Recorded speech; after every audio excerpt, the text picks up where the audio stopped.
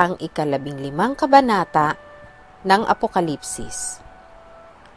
At nakita ko ang ibang tanda sa langit, dakila at kagilagilalas, 7 anghel na may 7 salot, na siyang mga panghuli, sapagkat sa mga yaoy magaganap ang kagalitan ng Diyos.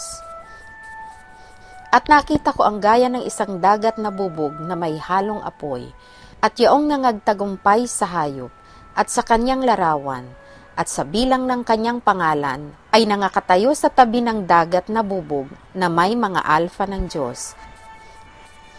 At inaawit nila ang awit ni Moises na alipin ng Diyos, at ang awit ng Kordero, na sinasabi, "Mga dakila at kagilagilalas ang iyong mga gawa, O Panginoong Diyos, na makapangyarihan sa lahat, matuwid at tunay ang iyong mga daan, ikaw na hari ng mga bansa." Sinong hindi matatakot, O Panginoon, at luluwalhatiin ang iyong pangalan? Sapagkat ikaw lamang ang banal, sapagkat ang lahat ng mga bansa ay darating at magsisisamba sa harapan mo, sapagkat ang iyong mga matuwid na gawa ay nangahayag. At pagkatapos ng mga bagay na ito ay tumingin ako, at ang santuaryo ng tabernakula ng patotoo sa langit ay nabuksan.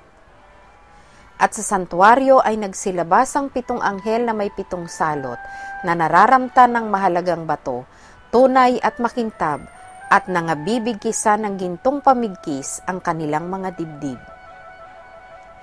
At isa sa 4 na nilalang na buhay ay nagbigay sa 7 anghel ng 7 mangkok na ginto na puno ng kagalitan ng Diyos, na siyang nabubuhay magpakailan-kailanman. At napuno ng usok ang santuaryo mula sa kaluwalhatian ng Diyos at sa kanyang kapangyarihan, at sino man na hindi nakapasok sa santuaryo hanggang sa matapos ang 7 salot ng 7 anghel.